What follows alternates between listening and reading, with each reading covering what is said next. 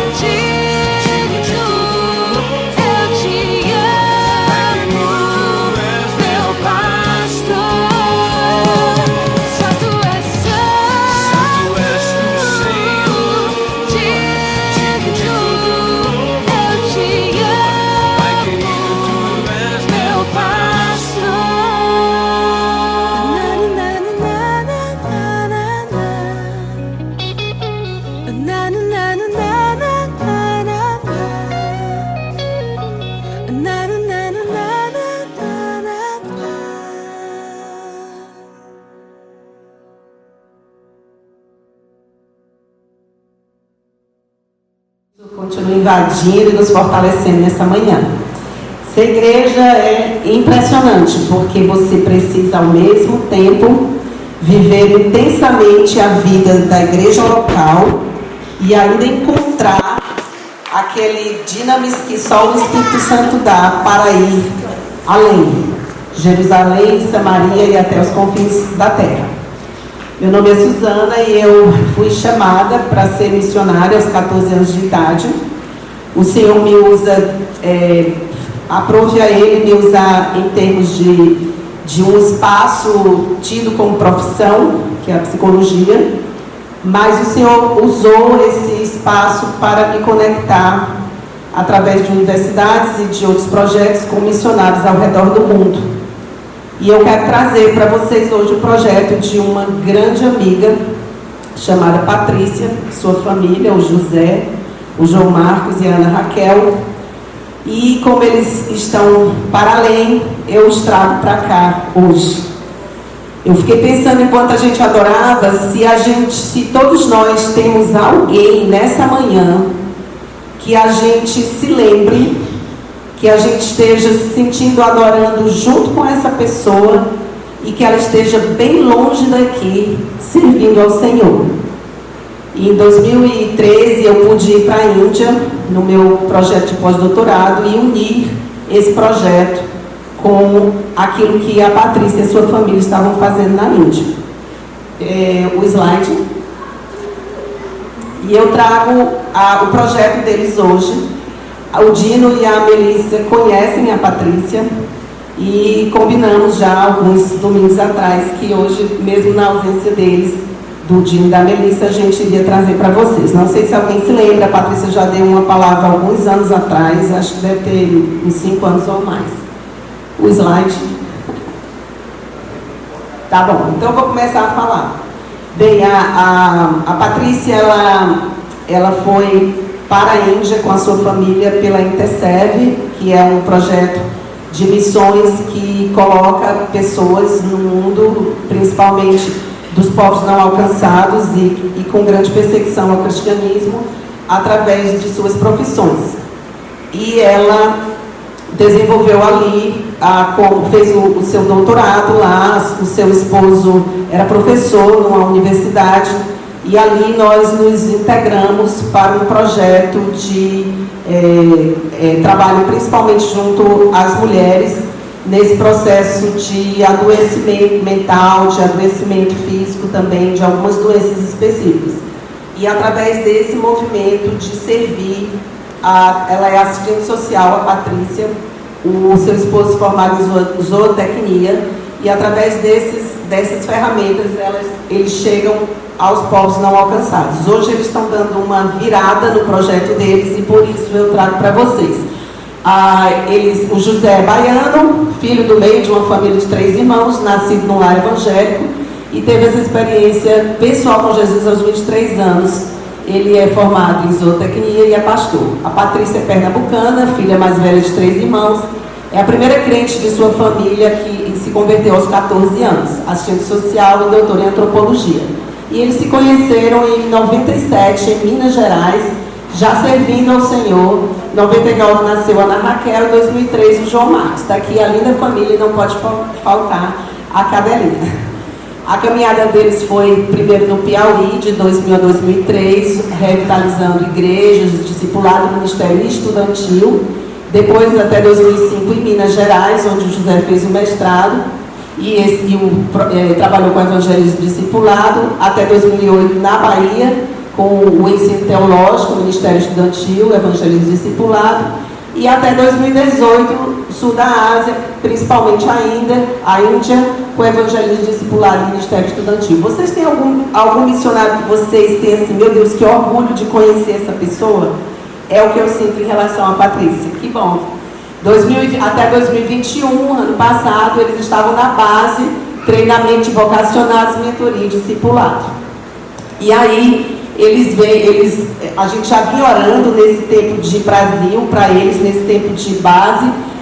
Ela sempre com muita sede de ir além, não só na Índia, né, que eles passaram 10 anos na Índia, mas ir além. E aí eles adotaram, por uma questão de segurança, o codinome PREM. PREM quer dizer amor em Hindi, né, que é a principal língua da Índia, e utilizam esse codinome família PREM porque foi o amor de Deus que os alcançou e nos alcançou, né, para que eles levem esse amor. E o projeto deles hoje se chama Seara Grande. Eu fiquei pensando durante a nossa adoração, só o Senhor, né? Para que a gente consiga ao mesmo tempo ter essa força que eu chamo, né, de centrípeta, onde a gente viva intensamente e não falta espaço aqui, para a gente servir e ainda tenha esse dínamo da força centrífuga, porque a seara é grande.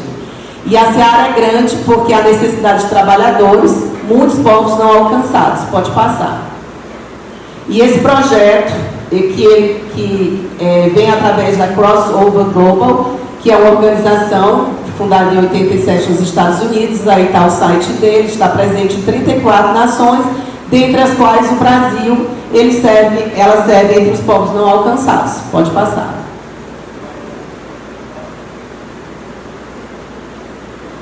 E Deus o chamou para fazer o quê?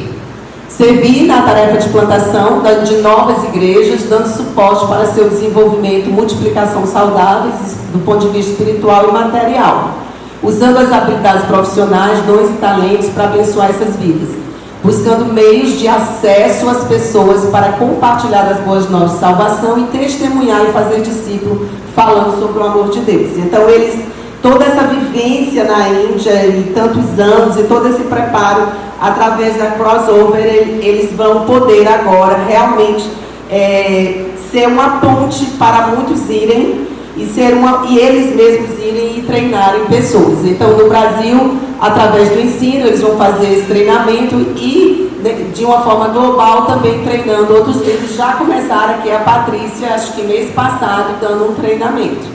Pode passar. Além do ensino, através de atividades profissionais, né, o desenvolvimento de projetos sustentáveis, inclusive na área de agricultura, já que é uma das formações do José, está aqui ele também com a equipe, para geração de renda para essas comunidades. Pode passar.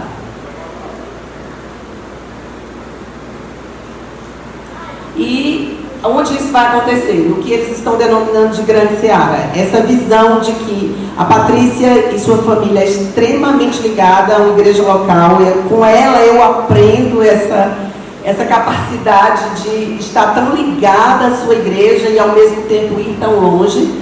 No Brasil eles vão estar junto à equipe, né, da base brasileira, da Crossover. E no mundo, nos países onde a Crossover Global tem essas iniciativas. Pode passar.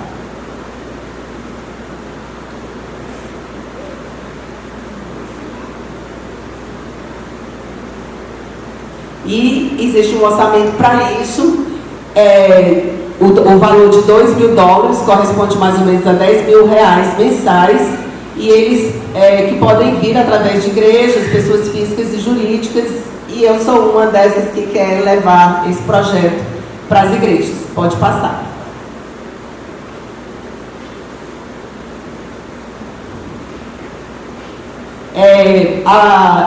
Acho que antes de ontem, essa semana, ela foi para Curitiba, onde está a base no Brasil. Já estão em ação, né, já estavam desde o final do ano passado nesses treinamentos, mas oficialmente ela está montando a sua casa em Curitiba, e mês que vem, quando ela encontrar um pouso lá, o seu marido e filhos vão também. Pode passar. E também a divulgação dos projetos entre os amigos, né, que eles pedem oração e que se envolva com o projeto. Tá ótimo, pode passar. Acessando esse site, pode passar. Acessando o site, vocês podem ter acesso. Ela explica, né, o site, vocês descem o cursor até onde tem base Brasil e lá encontra a família PREM. E também ofertando na própria conta da Crossover, existe um segredinho que para ir para essa família precisa estar acrescentado de 23 centavos. Qualquer oferta que termine em 23 centavos. Aí são os contatos dela no Brasil, pronto. E eu quero agradecer a oportunidade, um pouco corrida, mas não queria tirar o tempo da mensagem, e dizer, gente, vamos de fato pedir a Deus, isso não vem de graça, porque os nossos objetivos pessoais, familiares, locais, aumentam a cada dia, e se não for na força do Senhor, nós nos esgotaremos em Jerusalém. Que Deus nos capacite a fazer esse movimento de ir além. Muito obrigada pela oportunidade.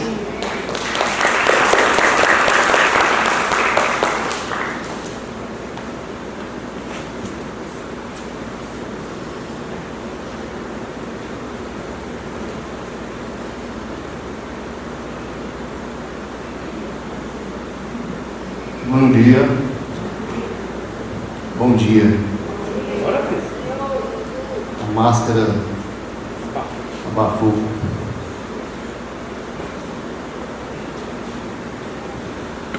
A paz do Senhor com todos.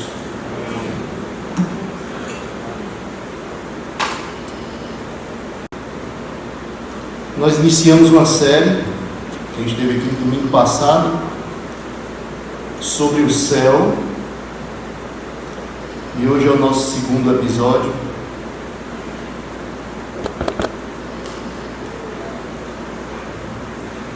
O Dino trouxe uma palavra inicial, palavra maravilhosa, e hoje nós vamos dar continuidade. Nosso tema de hoje é sustentados. Sustentados.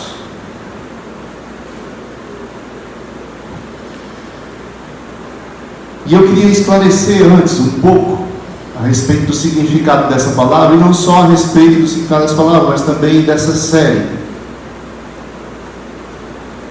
Porque quando nós falamos em sustentados, fica um pouco vago, né? Mas uma série sobre o céu, nós estamos querendo falar a respeito do sustento que Deus nos dará na eternidade. Mas não só, porque o sustento que Deus nos dará na eternidade depende do sustento que nós temos hoje.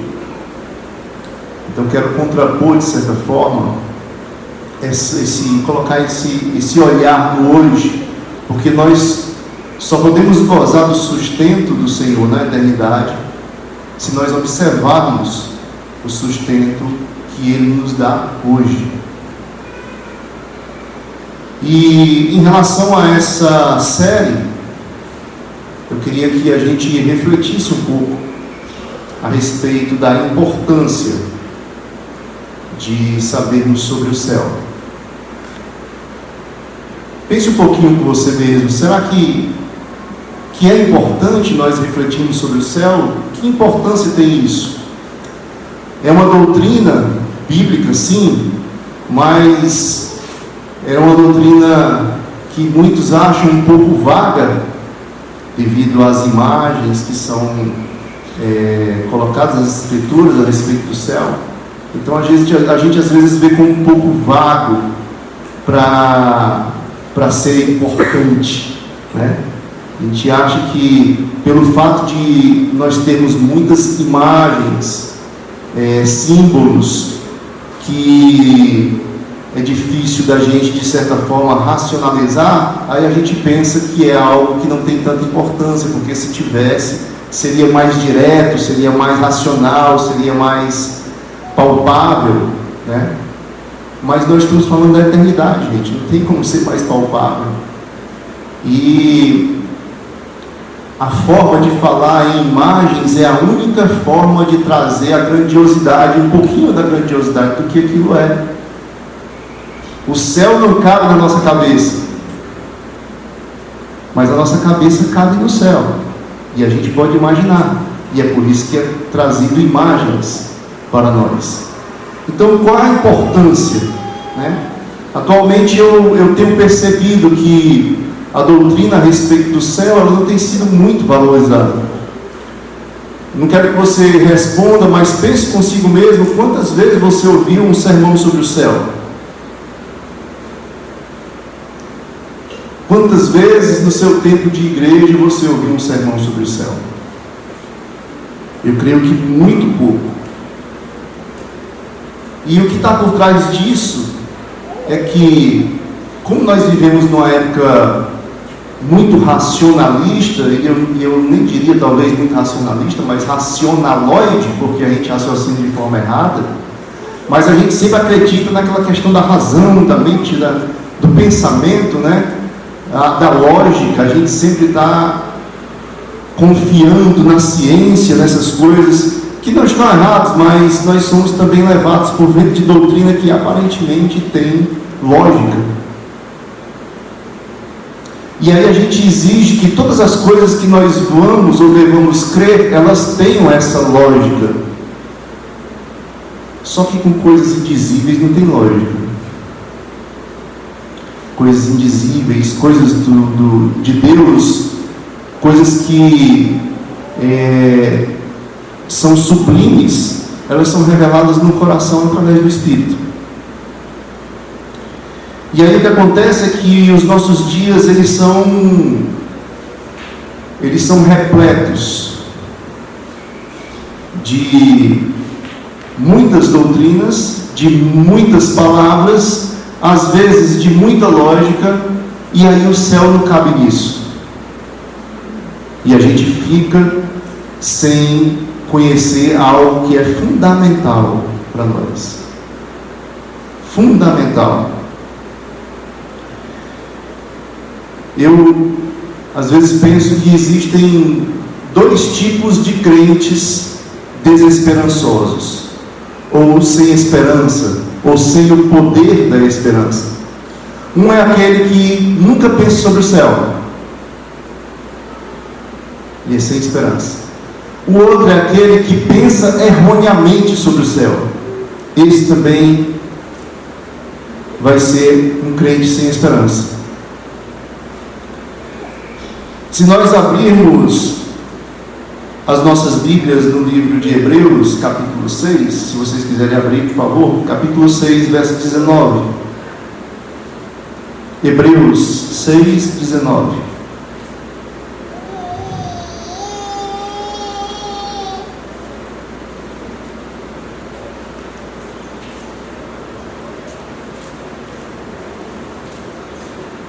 Ele fala que a esperança é a âncora da nossa alma, que penetra seguro e firme na eternidade, ou seja, além do véu, como ele diz. Então a esperança é a âncora da nossa alma, e eu já preguei sobre isso aqui. Isso significa que Jesus, ele levou uma âncora para a eternidade, ela está lá enganchada, e a corda da âncora está aqui amarrada em nós. Então cada seguidor de Jesus Cristo está amarrado à corda dessa âncora, e essa âncora, como eu disse de outra vez, ela nos sustenta, ela nos mantém estável no mar bravio que é esse mundo. É assim que acontece com os barcos.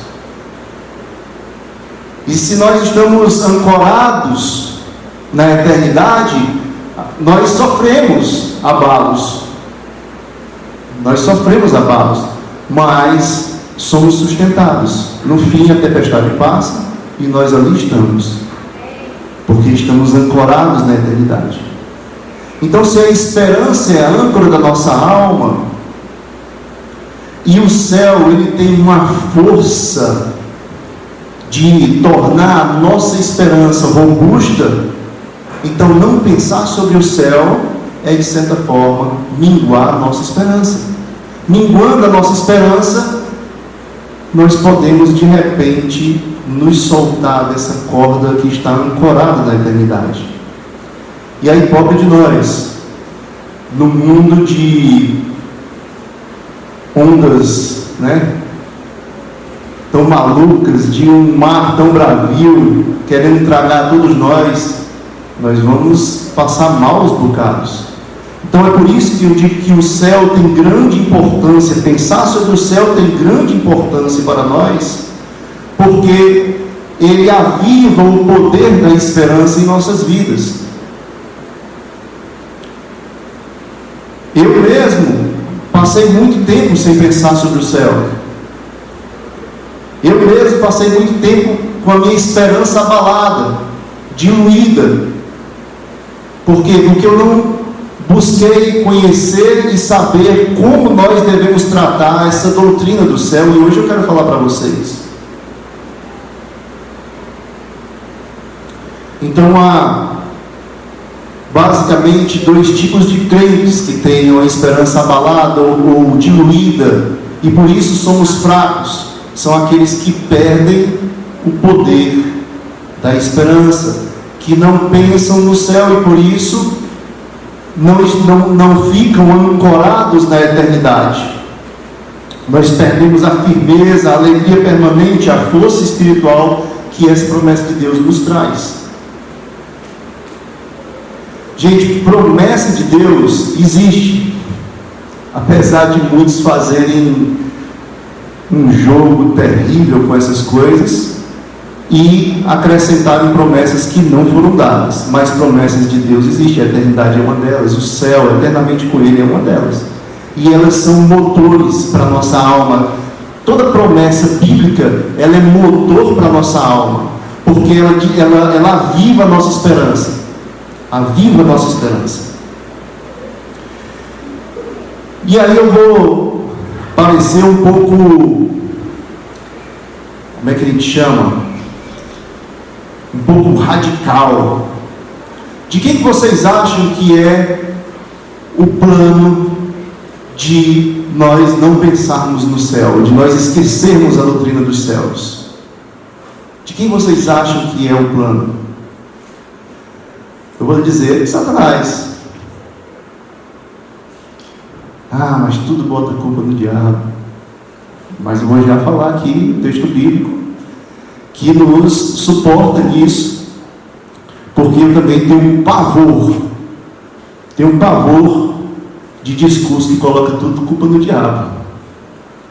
Aquela história, o cara come panelada, buchada, sarrabulho, depois tem entupimento na veia, diz que o diabo está acertando ele. Eita Jesus, glória a Deus, Senhor. Ou seja, fugindo da responsabilidade, né? Então, a gente não pode fugir das nossas responsabilidades, mas o que as Escrituras dizem que o diabo faz em relação a atrapalhar e a atrasar a nossa vida cristã é real. E uma delas está em Apocalipse 13, 6. Apocalipse 13, 6. Diz o seguinte, falando a respeito do dragão, que é o diabo, diz: ele começou a blasfemar contra Deus, contra o seu nome, contra o lugar onde ele mora e contra todos os que vivem no céu. Ele começou a blasfemar contra o lugar onde ele mora, onde Deus mora, que é o céu, onde nós iremos, que é o céu.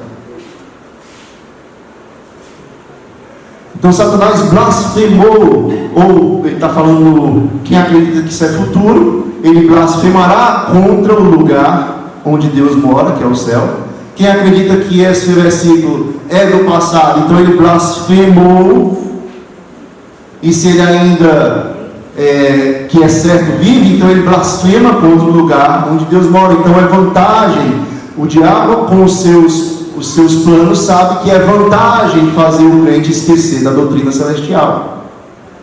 Por quê? Eu digo de novo, perde-se a esperança, enfraquece, a gente fica aqui meio, sonolento, sem uma esperança. Aí eu me pergunto, mas será que sempre foi assim? Será que sempre as pessoas não tiveram uma percepção e um valor pela doutrina do céu? Eu posso falar da minha própria experiência. Meu pai se converteu quando eu era criança, mas eu lembro muito de se falar sobre o céu. Muito. Exercitar a imaginação. E o Dino falou aqui a respeito da experiência dele com a mãe dele. Porque era muito comum isso.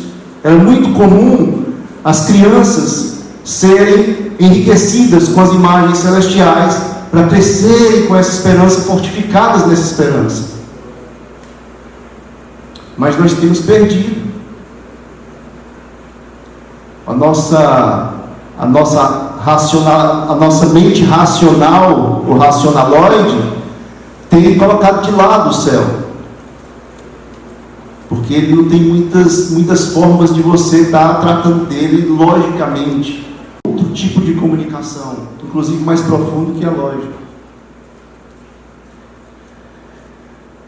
Mas, como eu digo, nem sempre foi assim. Se você ver aqui em Hebreus 11, não precisa abrir, eu vou ler para vocês. Hebreus 11, do 13 ao 16, diz o seguinte, a respeito dos heróis da fé. Todo mundo conhece esse texto. E no final ele diz assim: todos estes morreram na fé, sem ter obtido a promessa, vendo-as, porém de longe, e saudando-as, e confessando que eram estrangeiros e peregrinos sobre a terra. Porque os que falam desse modo manifestam estar procurando uma pátria, mas agora aspiram a uma pátria superior, isso é, celestial. Por isso Deus não se envergonha deles de ser chamado o seu Deus, porquanto lhes preparou uma cidade. Está falando aqui a respeito dos heróis da fé. E depois dele falar de tudo aquilo que esses homens fizeram, e ele ainda vai falar também depois desses versículos, ele está dizendo que a força desses homens estava em crer nos céus.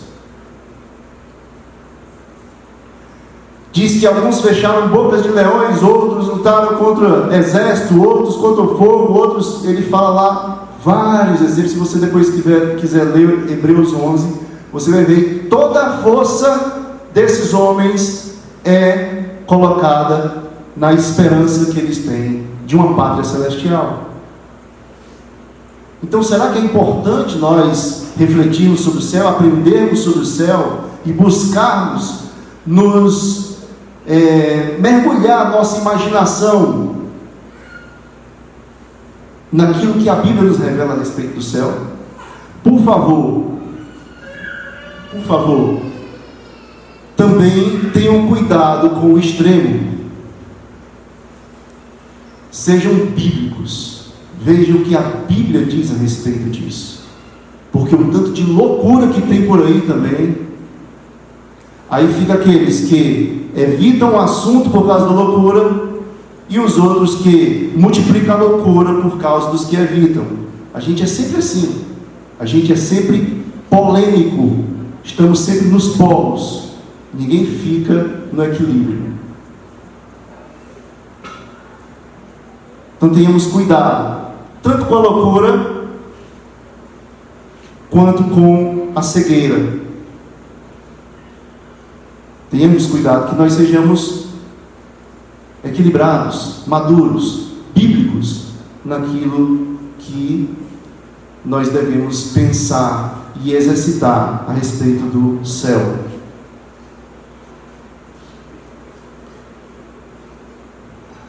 Então esse é o exemplo dos heróis da fé. Esse é o exemplo. Eles confessavam que tinham uma pátria celestial, eles confessavam, eles viam que tinha um lugar preparado para eles. E isso era o motor que fazia com que eles vivessem como viveram. E aí eu trago aqui Colossenses 3:1, que o Dino leu no domingo passado, e diz: portanto, se foste ressuscitado juntamente com Cristo, buscai as coisas do alto, onde Cristo vive, assentado à direita de Deus. Então, esse é uma espécie de mandamento que Paulo está colocando para nós. Ele está dizendo: pensem nas coisas do alto, onde Cristo está. É assim que nós devemos viver. Nós devemos nos mover através do que nós conhecemos, do que está preparado para nós. É como se a pilha que nos faz funcionar tivesse na eternidade. Aí o fiozinho está ligado na gente. Se a gente não se liga nessa eternidade, a gente vai cansar, a gente vai desfalecer, a gente vai ser aquela pessoa, sabe? Tenta, mas é cansativo. Muito cansativo ser crente. Muito cansativo esse negócio de igreja. Muito cansativo esse negócio de serviço. Porque a pilhazinha que a gente tem é a pilhazinha que está aqui, ela se acaba, fraquinha. Agora, se nós estamos ligados à eternidade, ligados aos céus, a gente tem energia constante. Energia constante. A gente tem alegria. A gente tem, sabe, a gente se enche de gozo pelo que a gente faz aqui, na expectativa do que a gente vai ter lá, do que vai nos sustentar, de como vai ser. E às vezes a gente pensa assim, mas aí se eu ficar pensando desse jeito, isso aí não é uma espécie de fuga, não? Fuga da realidade. Porque tem gente que foge da realidade, com a cabeça lá. E esse é um dos erros que eu peço para evitar. Evitar a loucura. Essa loucura é justamente uma fuga da realidade. Você não quer resolver as coisas por aqui, dá muito trabalho, você não se vê hábil, e aí você pega, coloca sua cabeça em outro lugar e finge que aquilo existe. Finge que o problema não é seu, finge que não é você que está causando problema, finge que é o outro que está causando problema e que você tem que combater o outro. Foge da sua responsabilidade. Mas, novamente, se nós formos bíblicos, nós vamos ver que a palavra não dá brecha para isso. Nós podemos sim ter uma alta visão a respeito do céu e sermos centrados aqui. Na verdade, se nós fizermos isso, nós seremos mais centrados do que nunca. E sobre essa questão da fuga, eu gosto muito de uma frase do C.S. Lewis, que ele dizia assim: na verdade, os homens que mais fizeram por esse mundo foram aqueles que tinham a cabeça no outro mundo. Ele diz: pega a história, vê esses grandes homens que fizeram grandes coisas na história, abolição dos escravos e por aí vai. Esses homens fizeram grandes coisas na terra, porque eles estavam grandemente conectados com o céu, a mente deles estava conectada com o céu. Então não é fuga pensar dessa forma. Na verdade, esse tipo de pensamento, como eu digo, a pilha, ele nos dá cada vez mais energia para poder realizar aquilo que é propósito de Deus para nós aqui na terra. Então, de maneira nenhuma pode ser uma fuga. Se a gente tiver que chamar de alguma coisa, é uma espora. É uma espora que faz correr cada vez mais rápido. A urgência. Cadê a urgência a respeito da eternidade? Cadê a urgência a respeito dos não salvos? Nós não estamos meio adormecidos. Vamos ser sinceros, não estamos meio adormecidos. Eu estou. Eu me sinto às vezes assim. As coisas acontecendo ao nosso redor, a gente sabendo da verdade, mas a gente meio assim, sabe?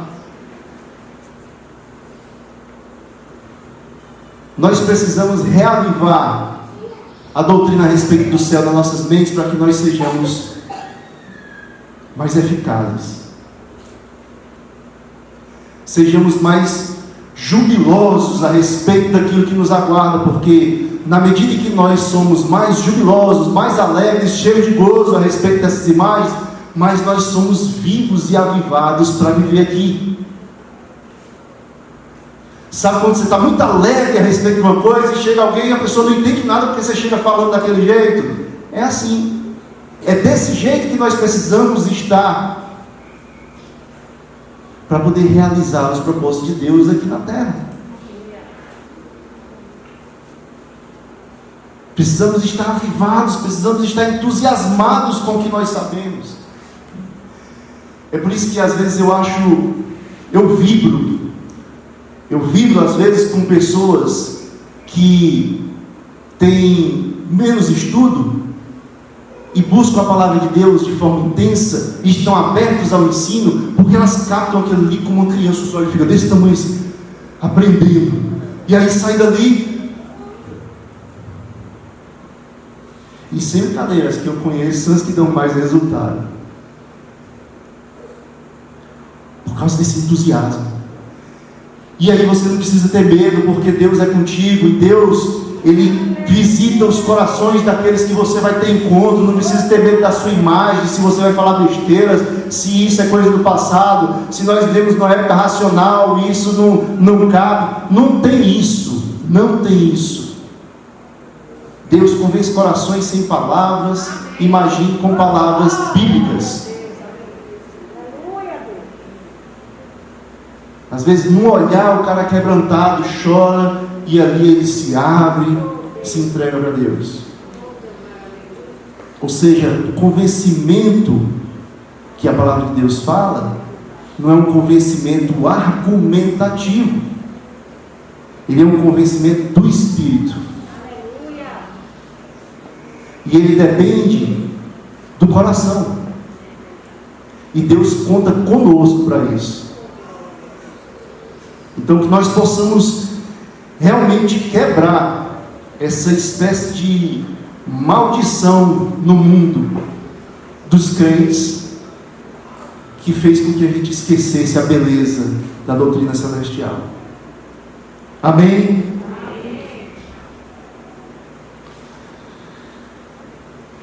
Aí eu pergunto assim, o que é que a gente perde? E eu já falei algo disso, né? O que é que a gente perde quando nós esfriamos ou não pensamos no céu?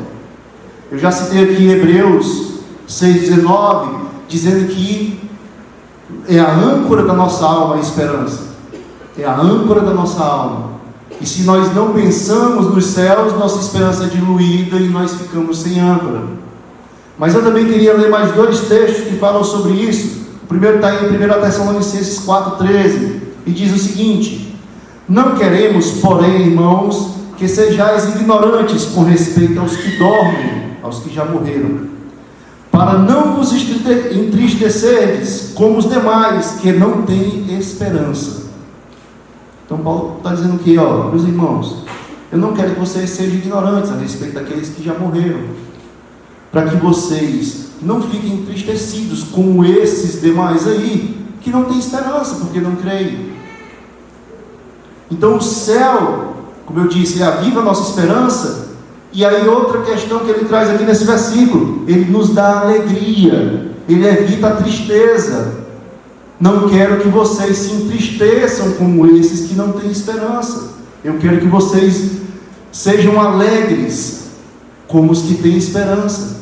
Então, a importância da doutrina celestial é que nós possamos viver uma vida alegre. Sim, nós temos dificuldade. Sim, temos peso desse mundo sobre as nossas costas. Sim, temos o peso do pecado sobre as nossas vidas. Mas aqui, a palavra está dizendo que, avivando as nossas mentes a respeito do nosso lar celestial, nós vivemos de forma mais alegre. Nós suportamos em alegria. Nós ficamos em pé diante das batalhas. Nós continuamos com júbilo diante das dificuldades. E aí sim, nós passamos a ser conhecidos novamente como sempre foram conhecidos os cristãos. Sempre foram conhecidos como pessoas que, apesar das dificuldades, das tribulações e de prisões e torturas, eles estavam sempre alegres, jubilantes, como aqueles que morriam na fogueira cantando um hino.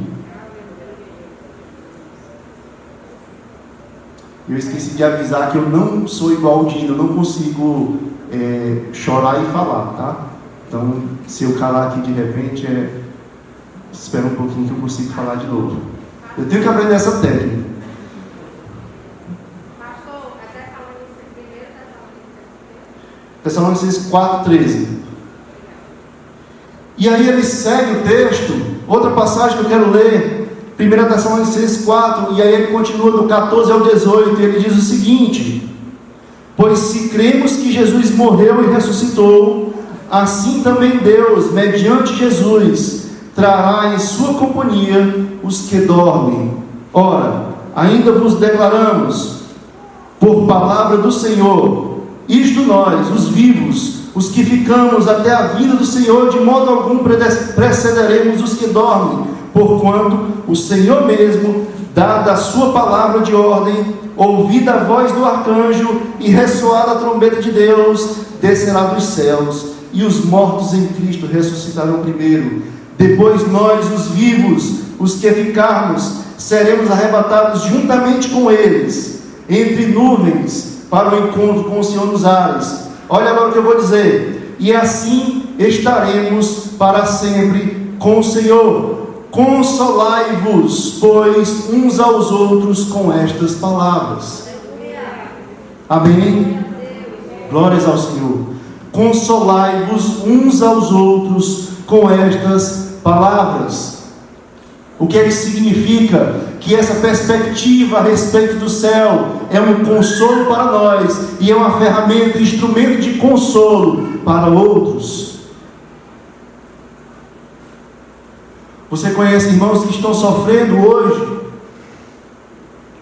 Você conhece irmãos que estão desfalecidos por causa do sofrimento? O céu é a resposta para a alegria desse irmão. E você é o enviado de Deus para consolá-lo com essa palavra.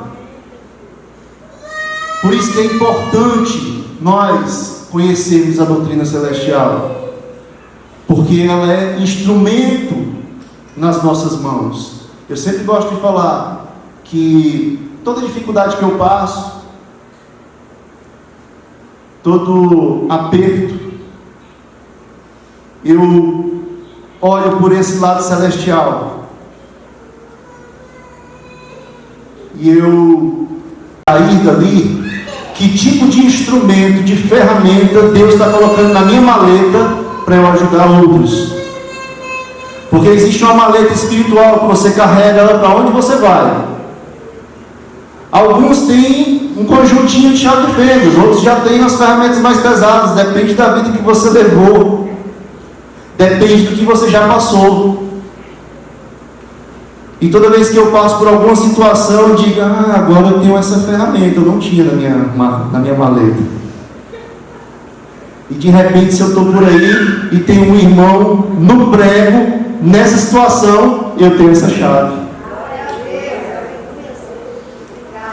E aí a gente ora para Deus livrar e agradece por Deus adicionar a ferramenta.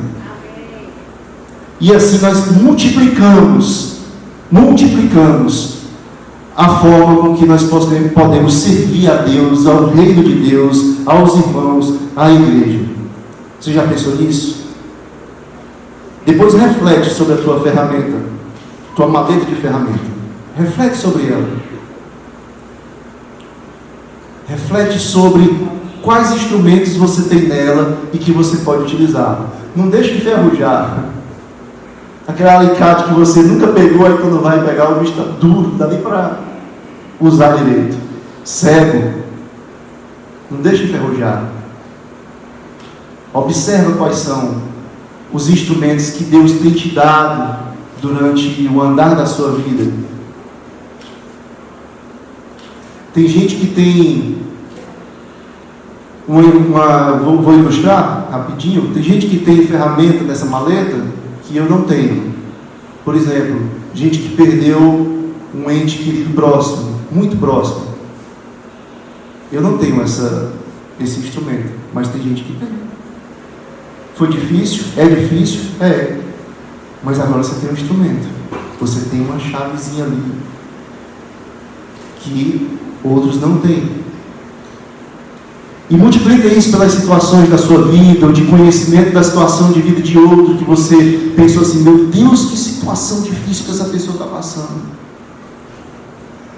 Agora imagina a chave mestra que está entrando na maleta dessa pessoa também. Imagina só.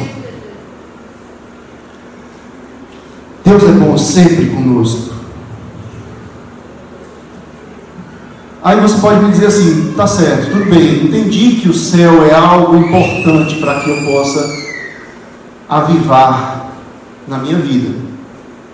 Mas como é que eu faço isso? Eu ainda não sei, ou eu já tentei, eu não consigo sentir essa alegria, eu não consigo imaginar essa beleza, eu não consigo pensar nessa caminhada, eu não tenho um desejo real pelo céu. Como é que eu faço isso? A Bíblia nos ensina, e é muito fácil. Primeira coisa, pedir para que o Espírito Santo nos revele. Primeira coisa, coloque nas suas orações diárias para que Deus revele a você a respeito do céu, para que você se enche de júbilo todos os dias a respeito dessa imagem, dessa doutrina, dessa perspectiva.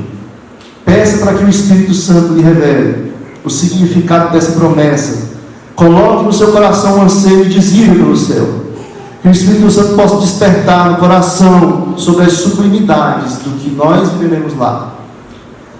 Lá em 1 Coríntios 2, 9 e 10, diz assim, o Dino também leu aqui, como está escrito, nem olhos viram, nem ouvidos ouviram, nem jamais penetrou em coração humano o que Deus tem preparado para aqueles que o amam. Mas Deus nos revelou pelo Espírito, porque o Espírito a todas as coisas perscruta, até mesmo as profundezas de Deus. Então, não foi revelado, mas a nós, pelo Espírito, pode ser revelado. Aquilo que Deus preparou, aquilo que ouvido nem ouviu, nem olhos viram, o Espírito Santo pode revelar. Ele continua esse versículo dizendo, porque quem sabe das coisas do alto, é quem é do alto, quem sabe das coisas da terra, é quem é da terra. O que ele está dizendo? Racionalismo não dá, porque racionalismo é da terra. Tem que ser coisas do alto, porque tem que vir a partir do alto, porque quem sabe das coisas do alto é quem vem do alto, e é o Espírito Santo quem vem do alto. Nesse texto aqui é o que ele está dizendo. Então o que você pode fazer é pedir ao Espírito Santo que lhe revele, para que você possa ter anseio pelo seu lar celestial. A segunda coisa é pedir que o Espírito Santo capacite a sua imaginação para ler as imagens do céu nas Escrituras e conseguir dar vida a essa promessa. Um é que o Espírito Santo lhe revele, e a outra é que o Espírito Santo capacite a sua imaginação para receber essa revelação e multiplicar, florescer, adubar, aguar.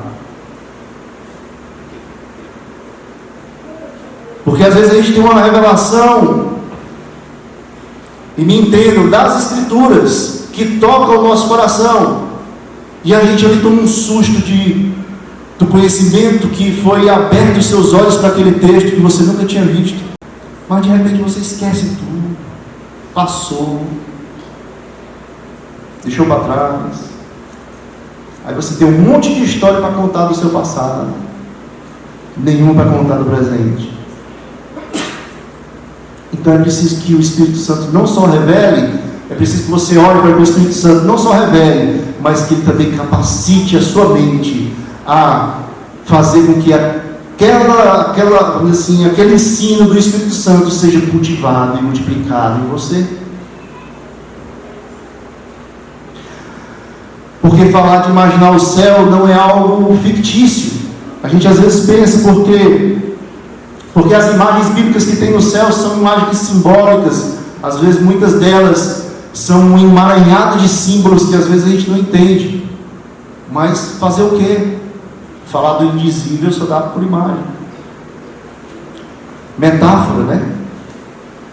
Metáfora é a figura de linguagem que, vamos dizer assim, foi inventado justamente para falar a respeito de coisas que são difíceis de falar.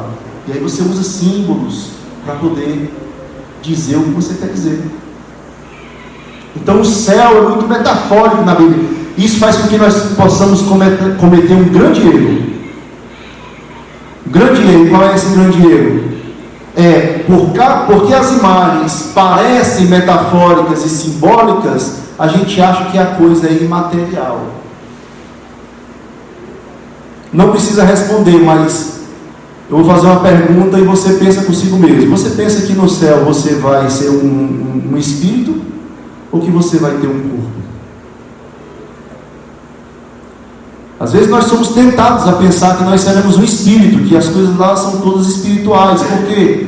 Porque nós ouvimos a falar a respeito do céu de forma muito simbólica, metafórica e com imagens, né, que as escrituras trazem. Mas a própria escritura diz que nós seremos corpóreos do céu. E que a eternidade não é o céu como nós falamos hoje. A eternidade é na terra, só que nova terra, novos céus e nova terra. Não é algo lá nos céus e nós todos em cima das nuvens, né, cavalgando das nuvens, não. É por isso que as imagens que tem na Bíblia, elas são para avivar uma realidade que lá será. E nós podemos e devemos exercitar isso. Olha o que Jesus disse em João 14, 1-3. Preste atenção nesse versículo. E qual é o propósito de Jesus ter falado isso? Ele diz o seguinte: não se turbe o vosso coração, credes em Deus, crede também em mim. Na casa de meu pai há muitas moradas. Se assim não fora, eu vos teria dito, pois vou preparar-vos um lugar. E quando eu for e vos preparar um lugar, voltarei, vos receberei para mim mesmo, para que onde eu estou, estejais vós também. Olha esse pronunciamento de Jesus e pensa comigo. O que é que esse pronunciamento de Jesus está adicionando aos discípulos naquele momento? Ele não está adicionando um ensino de oração em que eles possam praticar. Ele não está adicionando um ensino de servir para que eles possam praticar. Ele está adicionando uma palavra para que eles possam imaginar. Na casa de meu pai há muitas moradas. Se não fosse assim, eu não teria dito. Vou preparar um lugar para vocês. O que é que isso adiciona aqui na terra? Absolutamente nada, se não for uma adição na imaginação. Para os discípulos imaginarem, sendo revelado pelo Espírito, o significado disso que Jesus disse para eles. Vou preparar-vos um lugar. Lá há muitas moradas, vou preparar-vos um lugar. Se não fosse assim, eu não teria dito. Depois virei e buscarei vocês. Causar o quê? Expectativa. Jesus falou isso para causar uma expectativa nos discípulos. E sabe por que Jesus quis causar uma expectativa nos discípulos? Porque a esperança, ela é uma continha. Ela é uma continha, a esperança. Ela é a soma de expectativa mais desejo. A esperança é a soma de expectativa mais desejo. Tem muitas coisas que a gente diz assim: ah, como eu queria tanto fazer isso, e nunca fez. Você tem desejo, mas não tem expectativa, porque a expectativa é o que faz com que você se prepare todinho para poder realizar. E há outros que se preparam todo para realizar, mas realizam, sabe, aquele peso. Ou seja, eles se preparam na expectação, mas eles não têm desejo. Por quê? A imaginação não funciona. A doutrina celestial não funciona na mente. Eles fazem por um texto que diz que deve ser feito. Façam isso. Ok. Uma coisa diferente de você estar desejoso de realizar, se prepara para realizar e realiza com júbilo. Outra coisa é, está escrito, né? Tem que fazer. Expectação sem desejo. Desejo sem expectação. Eu queria tanto me livrar desse pecado, mas eu não consigo. Às vezes é um desejo sem expectação. Você deseja se livrar, mas nunca fez nada para isso. Nunca buscou ajuda, nunca seguiu o que as Escrituras estão dizendo que deve ser seguido para poder você se livrar disso. Então a esperança é essa soma de expectação mais desejo. E toda vez que as Escrituras despertam a nossa expectação, ela está trazendo esperança para nós, porque basta nós acreditarmos naquilo, desejarmos aquilo, e a nossa esperança cresce. E nós somos movidos por uma energia celestial que não tem que nos pare. Então, meu irmão, identifique. Eu olho para dentro de mim e tento identificar os momentos em que eu tenho apenas expectação, momentos em que apenas eu tenho desejo, e tento somar essas duas coisas. Identifique em você quais são os momentos em que você tem expectação, quais são os momentos que você tem apenas desejo, e veja como você pode adicionar um ao outro, para que a esperança exploda em você, e você possa viver uma vida de júbilo a respeito do seu lar celestial. Amém? Glórias ao Senhor. Então nós precisamos nos sustentar nesse pensamento. Nós estamos falando de sustentados, e eu falei para vocês que nós só podemos ser sustentados e pensar no sustento do Senhor na eternidade se nós hoje tivermos nossa vida sustentada, a percepção de que nossa vida é sustentada pelo Senhor no dia de hoje. Porque o sustento do Senhor, ele foi na criação, ele é na queda, e ele será na eternidade. Ele é quem sustenta todas as coisas.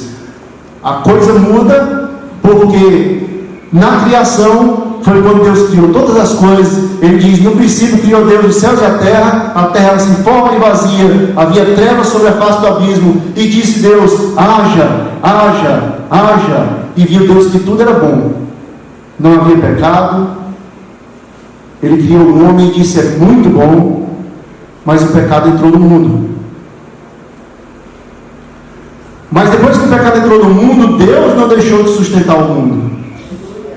Mas agora existe um elemento no mundo a qual Deus desenvolve o seu plano para que no fim das contas essa questão seja resolvida. Então ele sustentou o mundo na criação, sustenta o mundo na queda, e ele sustentará a todos nós na eternidade. Deus continua a sustentar o universo mesmo depois da queda, mas apenas enquanto os seus propósitos são cumpridos, porque o pecado entrou no mundo e Deus tem um plano de restauração. Nosso sustento atual, ele depende da nossa fé. A obediência é o caminho do sustento, e o sustento está disponível a todo aquele que crê. Somos sustentados na queda porque Deus está mantendo o universo para que sejam acrescentados aqueles que estão sendo salvos. E é por isso que eu e você pregamos, é por isso que eu e você testemunhamos, é por isso que eu e você falamos, para que esses propósitos possam ser realizados.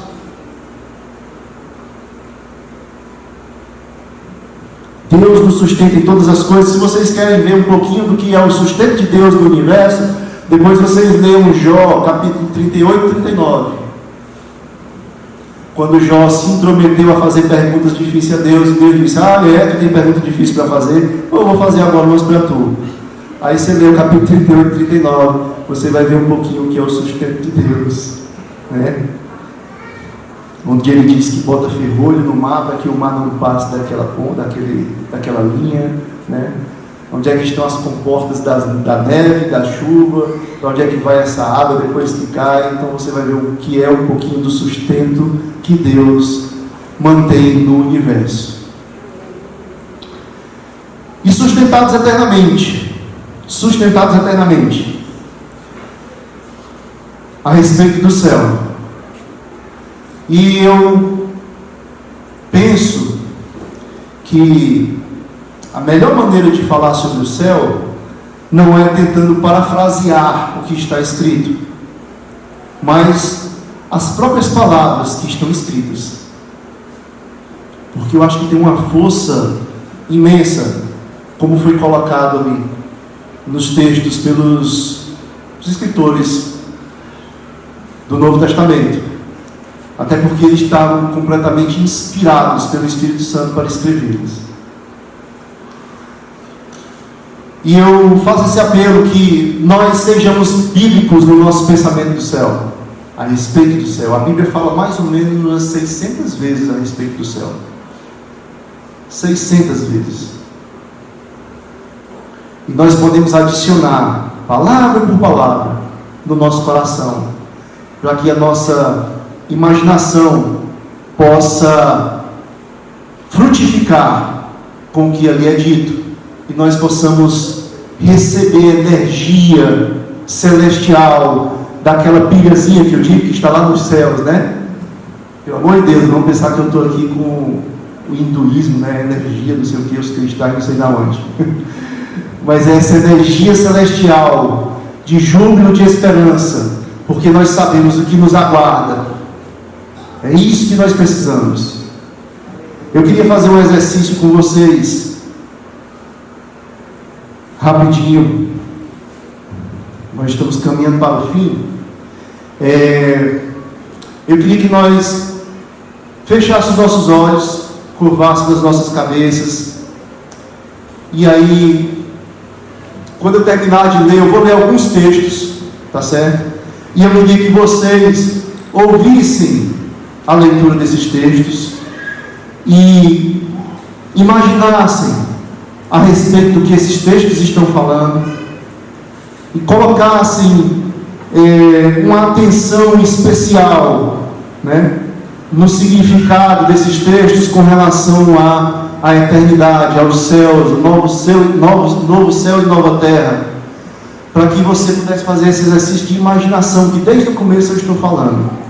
Então, quando eu terminar de ler, aí eu peço para vocês abrirem os olhos, tá bom? Porque pode ser que eu embargue a voz, vocês acham que eu tenho terminado e aí quebre o ritmo da coisa, tá? Então, feche os seus olhos, curve as suas cabeças e faça esse exercício comigo, tá? Eu não vou citar aonde os textos estão, porque eu não quero quebrar a leitura, tá? Vamos lá. Vi novo céu e nova terra, pois o primeiro céu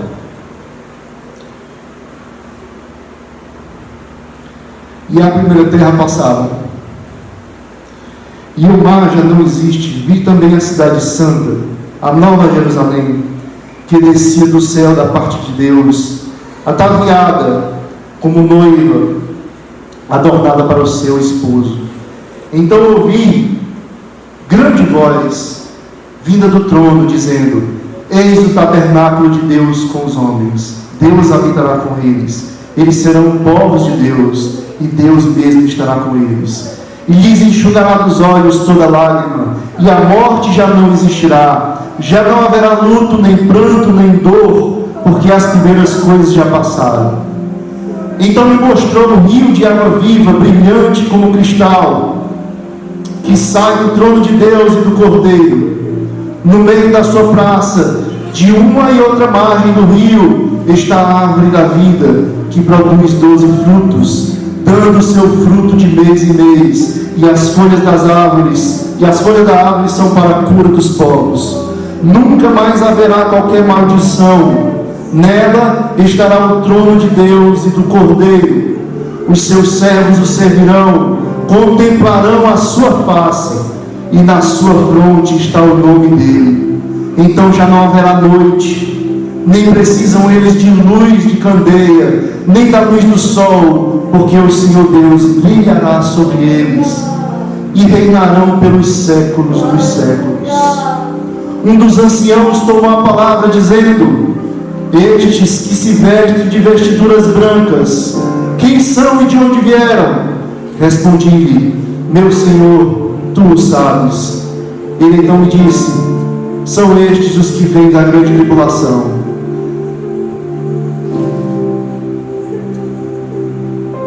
lavaram suas vestiduras e as alvejaram no sangue do Cordeiro, razão porque se acham diante do trono de Deus e o servem de dia e de noite no seu santuário.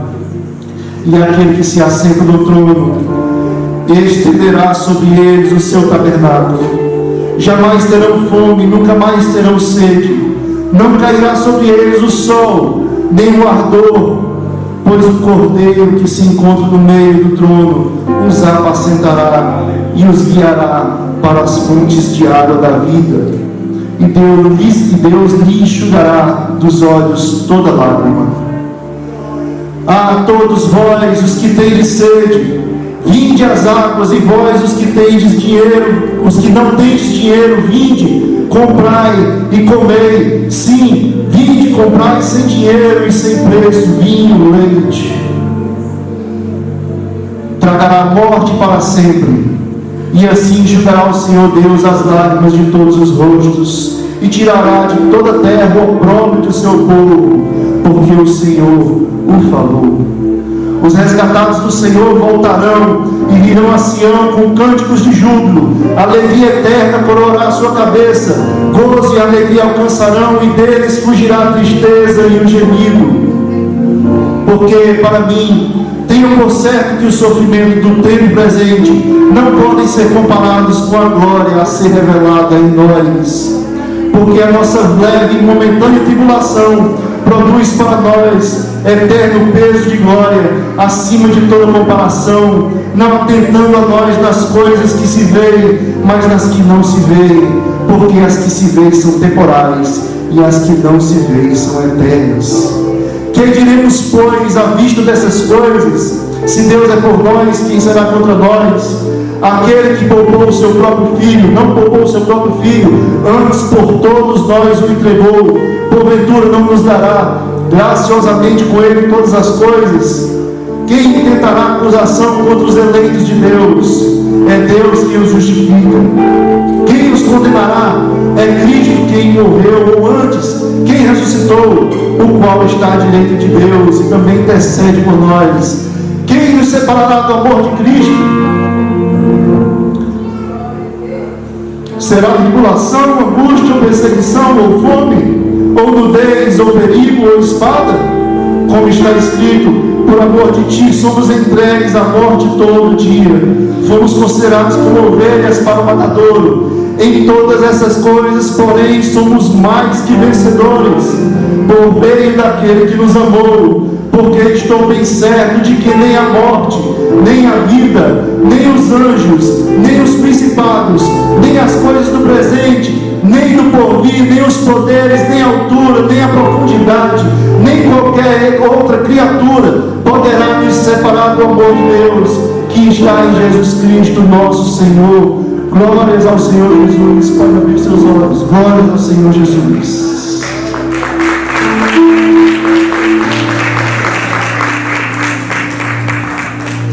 Exercite a sua imaginação a respeito dos céus. Exercite a sua imaginação a respeito dos céus, para que a esperança que há em nós, a esperança que há em vós, a esperança que há em cada um, possa ser avivada, e nós possamos passar pelas tribulações desse mundo de forma jubilosa. Nós possamos dar o testemunho da nossa fé. Muitas vezes o que a Bíblia chama de testemunho da nossa fé não é a questão da gente chegar e falar. É a questão dos outros verem a nossa vida como ela é diante de todas as dificuldades e como nós somos, mesmo dentro dessas dificuldades.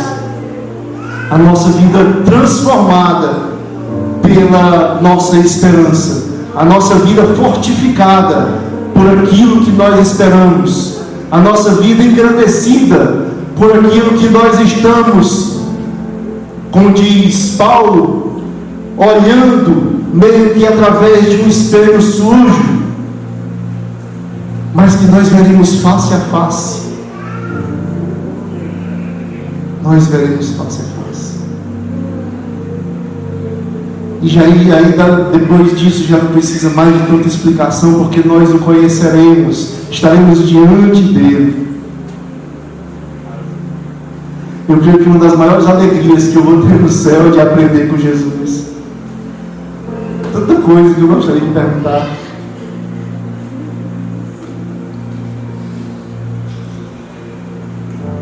Tire nas suas mentes que o céu é aquele lugar chato, repetitivo. Não é. Vai ser um lugar que a gente não faz nem ideia da alegria, do gozo, do júbilo de estar ali. Sabe aquela viagem que você planejou não sei quanto tempo, o lugar que você mais quis estar, ou com as pessoas que você mais quis encontrar, e de repente chega aquele momento, você está alegre, feliz. Isso não chega nem perto da alegria da nossa morada eterna. Todavia eu faço uma ressalva, porque não chega nem perto. Não venhamos com um discurso: se eu não posso chegar nem perto, então não adianta pensar. Adianta. Deus colocou essas imagens justamente para você poder engatinhar naquilo que é a realidade dos céus. Que nós possamos nos apropriar dos textos bíblicos sobre a nossa morada celestial e possamos nos rejubilar através da nossa imaginação do que vai ser o nosso lugar com Deus eternamente. Amém? Amém. Vamos orar.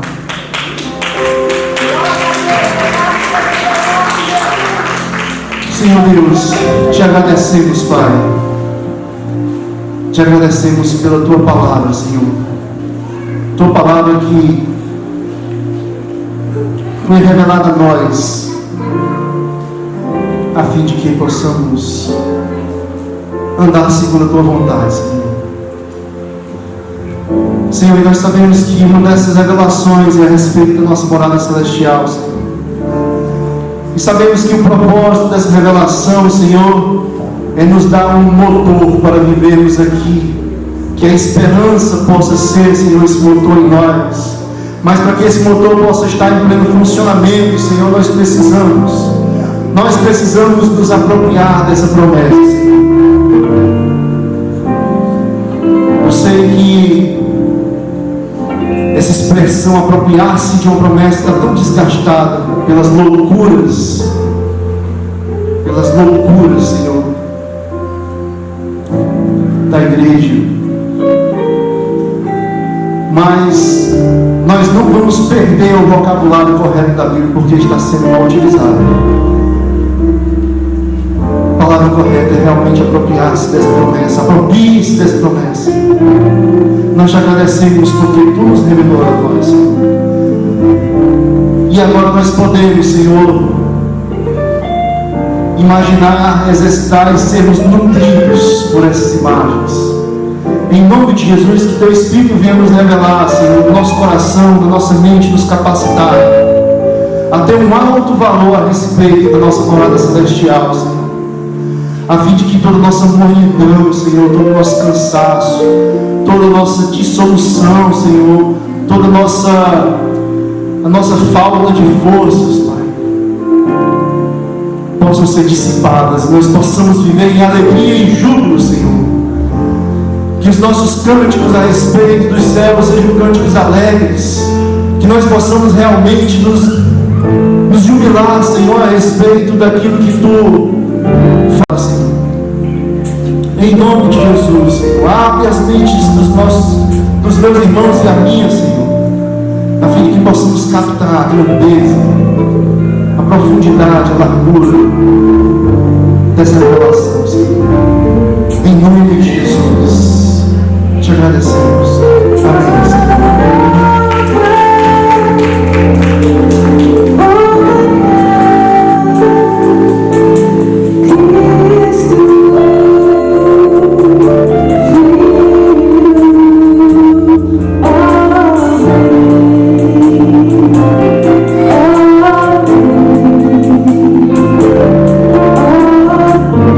Senhor, Jesus, todos nós